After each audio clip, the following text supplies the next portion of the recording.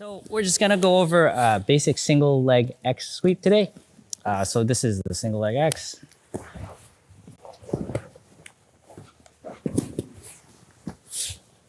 Right, one more time.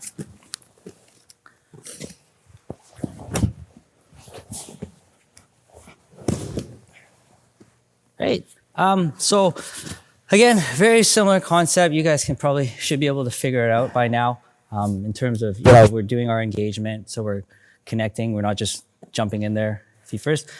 So the mechanic here with the single leg X, you're controlling this leg at the lever just by pinching in.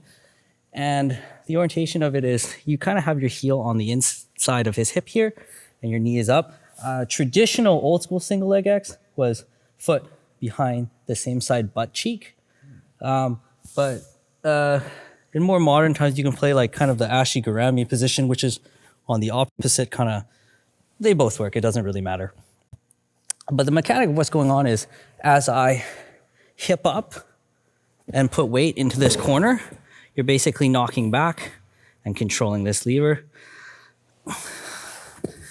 It's ideal if you can also control the other one as well, right? So when you knock up, just because if you have control of the leg, you can retract and come up.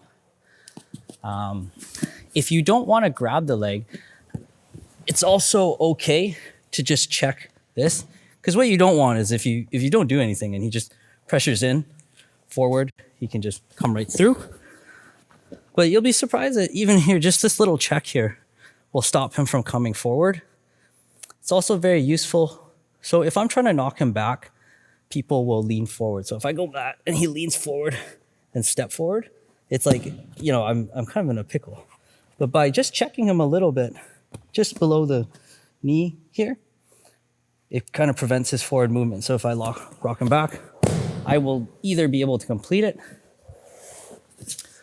or if he's really insistent on going forward, it also opens you up to the option. So if I'm knocking him back, he's going super far forward, right? It also opens the option of putting your foot down to base, kicking him in the ass, and putting him forward.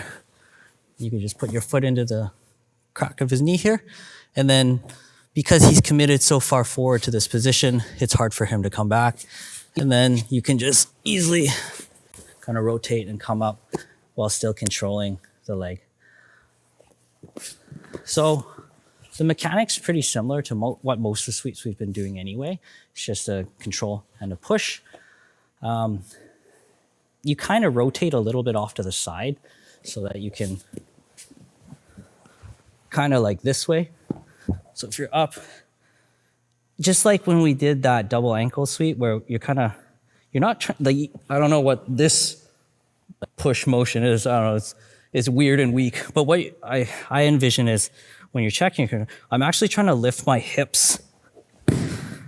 And that's kind of the mechanic. And again, get control of both legs. You're in a good position here. Build your base between your elbow and your foot and just do a technical stand or a get up.